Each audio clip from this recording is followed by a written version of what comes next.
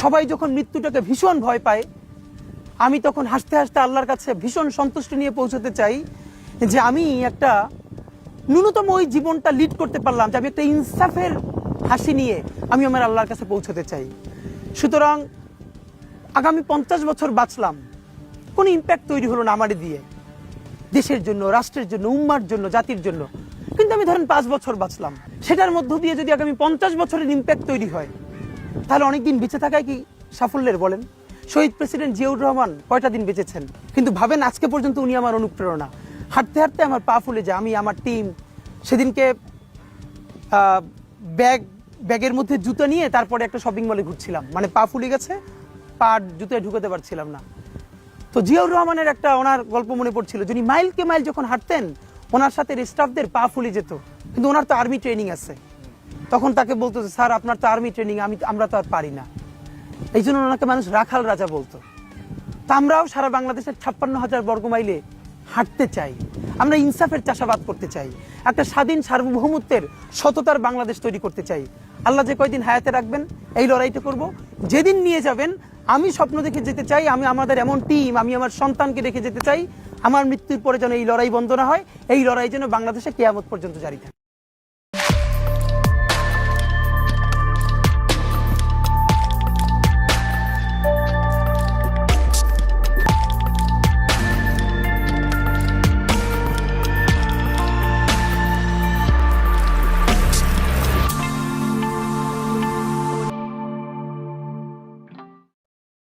এই হাদিকেই কেন গুলি করা হলো, কে হাদিকে গুলি করছে, তার চাইতে কেন গুলি করছে এই প্রশ্নটা জরুরি। হাদি বর্ষা বিপ্লবের মধ্যে দিয়ে গড়ে ওঠা তরুণ এবং বিপুল সম্ভাবনাময় এক রাজনৈতিক নেতা।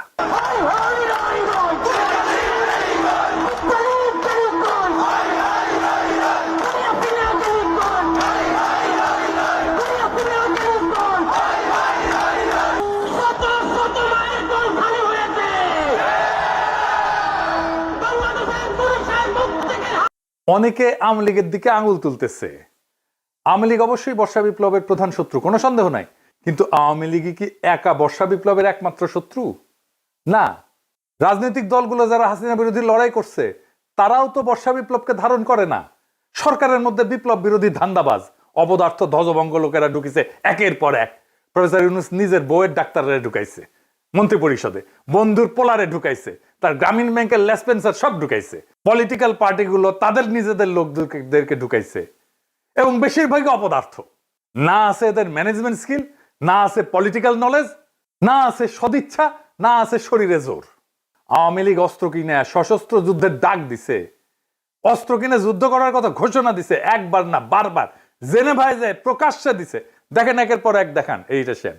হোয়াটএভার ইট ইজ, আমাদের কথা হচ্ছে যে আমাদের এই সংগ্রাম লড়াই অব্যাহত রাখতে হবে, এই এদেরকে এখান থেকে উৎখাত করতে হবে। আর আমি সবসময় পার্সোনাল ক্যাপাসিটিতে একটা কথা বলি, সেটা হচ্ছে যে সশস্ত্র সংগ্রাম ইজ দ্য অ্যান্সার। হয়তোবা বাংলাদেশ আওয়ামী লীগ এই নীতিতে হয়তো এখনো যায়নি, কিন্তু ব্যক্তিগতভাবে আমার ক্যাপাসিটি হচ্ছে যে we have to take up arms এবং we have to resist ourself, because আমাদেরকে খুন করছে, আমাদেরকে পাল্টা লড়াই অব্যাহত করতে হবে, এবং এটাই হচ্ছে আমাদের স্ট্যান্ড। আমার কাছে মনে হয় ব্যক্তিগতভাবে আমার স্ট্যান্ড। দেখেন আর একটা দেখান, অস্ত্র হাতে নেওয়া ছাড়া, গেরিলা যুদ্ধ ছাড়া এই রাজাকারদের বিরুদ্ধে জেতা যাবে না। আমি আবারও আপনাকে বলি যে সশস্ত্র সংগ্রাম, গেরিলা প্রস্তুতি, এগুলো আমাদের জন্য জরুরি এবং সেটা আমাদেরকে ভাবা শুরু করা উচিত। আমি মনে করি বাংলাদেশ আওয়ামী লীগের এসব পুতু রাজনীতি করার সুযোগ নাই। আমরা দেখব যদি ভালোই ভালোই কাজ হয় হবে, কিন্তু দেশ যদি এইভাবে পাকিস্তানের দিকে চলে যেতে থাকে, সশস্ত্র সংগ্রাম এবং আমাদেরকে এই গেরিলা সংগ্রাম বা আরেকটা মুক্তিযুদ্ধ ছাড়া আমাদের কোন রাস্তা নাই। এবার আর একটা দেখান, আমরা করতে হইলে এইখান থেকে পয়সা উঠান, আর যারা মন্ত্রী মিনিস্টার আসল বিদেশ তারাকে বলেন পয়সা দিবার জন্য, আমরাও পয়সা দিব। অস্ত্র কিনতে হবে, আমরা যুদ্ধ করতে হবে মাঠে।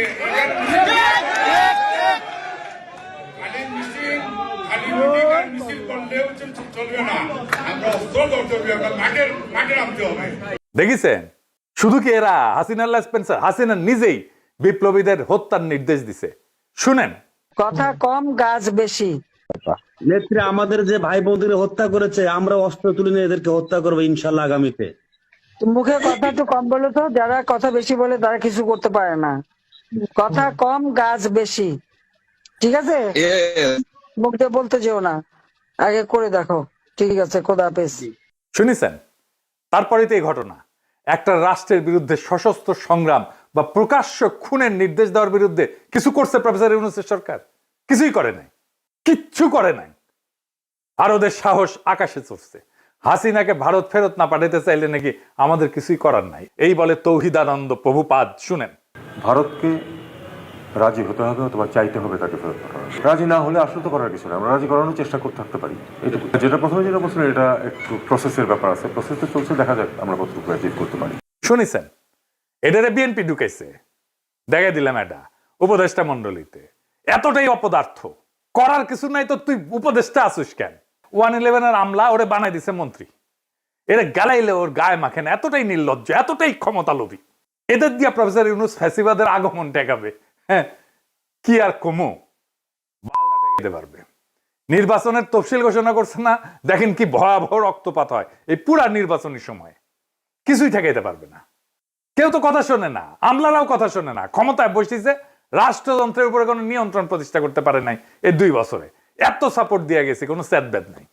আচ্ছা বলেন, এনএসআই, ডিজিএফআই যদি না জানে কারা ঢাকা 8 আসনের প্রার্থী শরীফ ওসমান হাদিকে হত্যার উদ্দেশ্যে গুলি করছে, তাহলে এই সংস্থাগুলো বন্ধ করে তো দিতে হবে। এগুলা রাখার যুক্তি কি? এই সংস্থা দুইটার প্রধানদের আজকে তো বিদায় করে দেওয়া উচিত। এরা কিছুই করতে পারবে না। জাতীয় নিরাপত্তা উপদেষ্টা একজনকে বানাইছে। হ্যাঁ, অনেকে বলে আপনার গুরুজন, হ্যাঁ ওনারা নিয়ে ভিডিও টিডিও বানিয়েছেন।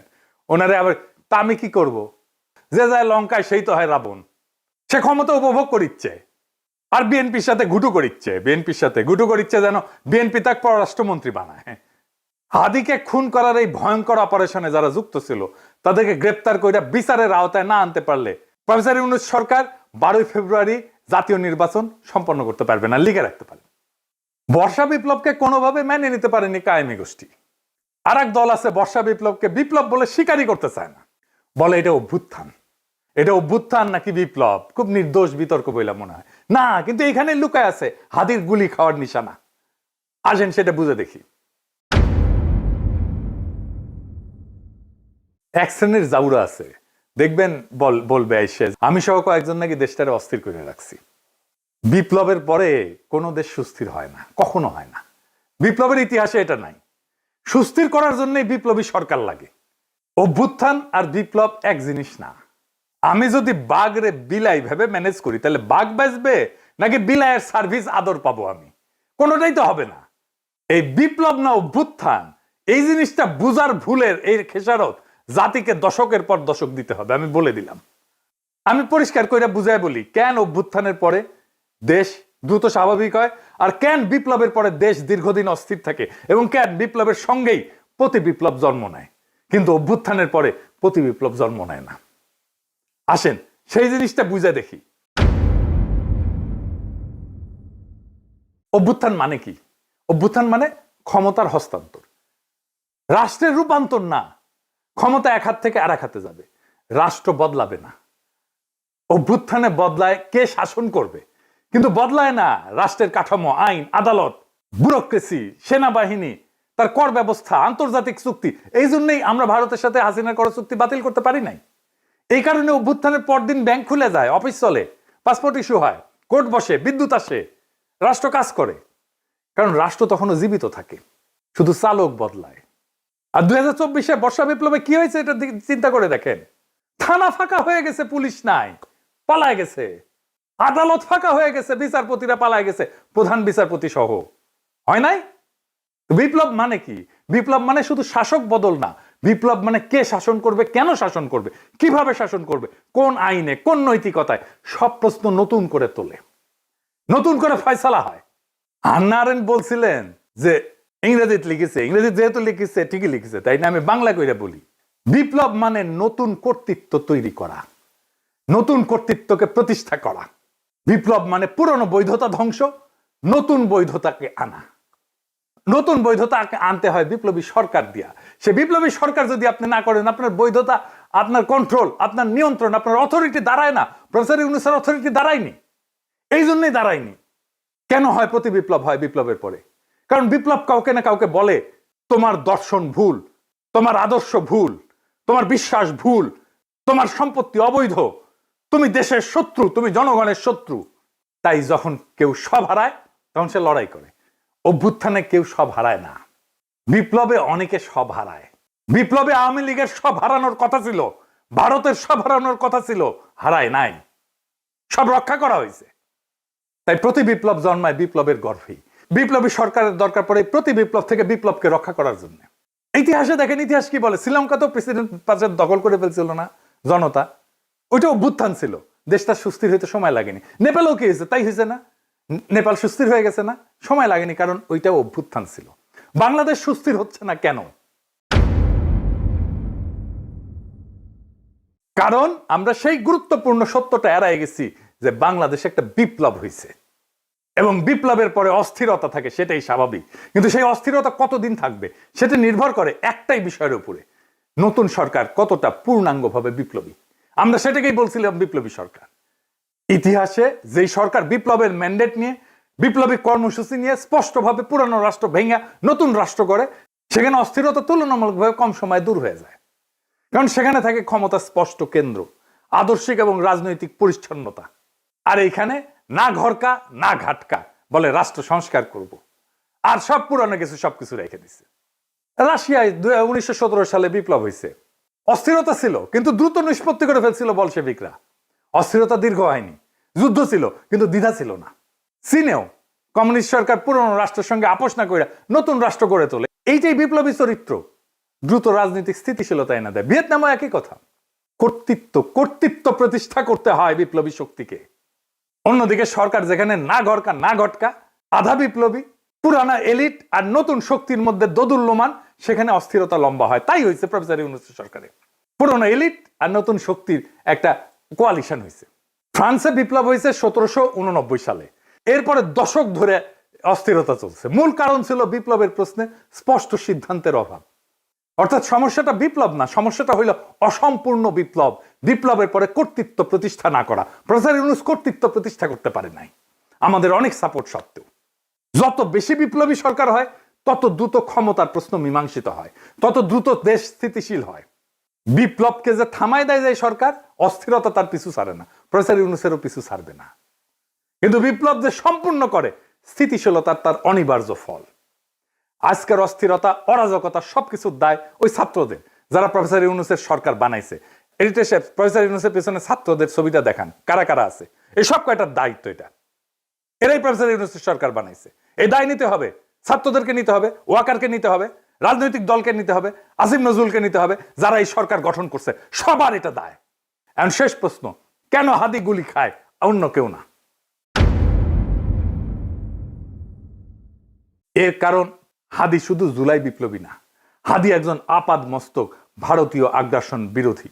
ভারতীয় আগ্রাসন বিরোধী হয়ে বাংলাদেশে বাইসা থাকাটা মুশকিল।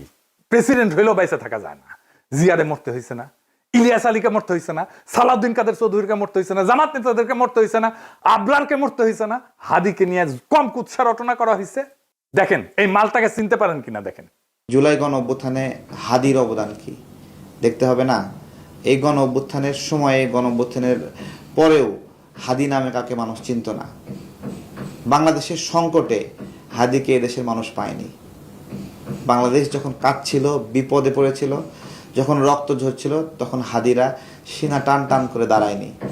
তখন কিন্তু মির্জা আব্বাস ভাইরা দাঁড়িয়েছিল, তাদের হাজার হাজার কর্মীরা এখানে অবদান রেখেছে, লড়াই করেছে। শুনেছেন এই বাটপারকে বিএনপি কোলে তুলে রাখে। বিএনপি যা যা করতে পারে না, বলতে পারে না, এই বাটপারকে দিয়ে করায় আর বলায়। এটা বিএনপির মাস্তান, এটা বিএনপির ভার্চুয়াল মাস্তান।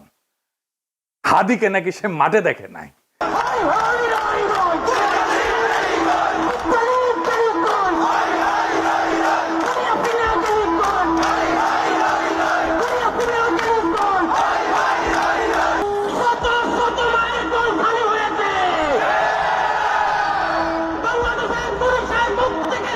ওই বর্ষা বিপ্লবের হেডমাস্টার, ওর কাছে রোল কল কইরা বর্ষা বিপ্লবের স্টেক নিতে হবে। ওরে কিছু বললে বিএনপির বুদ্ধিজীবী ডাক্তার জাহেদ পর্যন্ত সেট করে ওঠে, কাইন্ডে শেষ হয়ে যায়। এই এপিসোড যখন রিলিজ হবে তখন হাদির ঠিক কি অবস্থা থাকবে আমি জানি না। এখনো পর্যন্ত হাদি ভালো আছে। হাদির কথায় আপনারা বারে বারে মৃত্যুর কথা আসতো, শহীদ মৃত্যুর কথা আসতো। আমরা তার এইরকম একটা কথা শুনেই এপিসোডটা শেষ করব। কিন্তু একটা কথা আপনাদেরকে স্পষ্ট করে বলে যেতে চাই, জুলাই বিপ্লবকে বিজয়ী করা ছাড়া আমাদের সামনে আর কোনো রাস্তা খোলা নাই। প্রফেসর ইউনূস বিপ্লবকে লক্ষ্যভ্রষ্ট করেছে। আমরা আবার সেই বিপ্লবকে সম্পন্ন করব, বিজয় করব। প্রয়োজনে আবার এক নদী রক্ত পাড়ি দেব, কিন্তু বিজয় নিয়ে ঘরে ফিরবো ইনশাল্লাহ। ইনকিলাব জিন্দাবাদ। মন খারাপ হয় যে আল্লাহ যদি আমাকে কোনোদিন নিয়েও যায়, তো এই যে ছেলে মেয়েগুলো, মানে আমি আল্লাহর কাছে সবসময় দোয়া করি, আপনি জানেন যে আমার আল্লাহ একটা সন্তান দিছে, 3 মাস ওর বয়স। আমার বাচ্চাটা তো আমি 3 মাসে 30 মিনিটও কোলে নিতে পারি নাই। তো আমার ওয়াইফ খুব মাঝে মধ্যে আর কি মজা করে বাচ্চারে বলে যে ইনকিলাব মঞ্চের মুখপাত্র তোমার সাথে দেখা করতে আসছে। তো আমার এই প্রথম মনে হলো কি যে আমি ভাইয়ারে বলি, ভাইয়া আল্লাহ যদি আমাকে নিয়ে যায়, আমার বাচ্চাটার দিকে একটু খেয়াল রাখেন। তো এই কথাটা আমি বলতে পারিনি। আব্বার একটা, মানে আপনি যদি বলেন যে আমার সারা জীবনের যেটুকুন সততা, সাহস, লড়াই, এটার দুনিয়ার সমস্ত শক্তি আমার আব্বা। আমি যদি কিছু হইলেও করতে পারি সততার সাথে, আল্লাহ যদি আমার রহম করে, তাহলে আমার ছেলে, আমার পরিবার, আমার ভাই বোন, আমার ইনকিলাব মঞ্চের ভাই বোনগুলো, এগুলো আল্লাহ দেখবে যেভাবে আল্লাহ এখন আমাদেরকে দেখতেছে। সুতরাং কারো কাছে আর কোনো প্রত্যাশা নেই।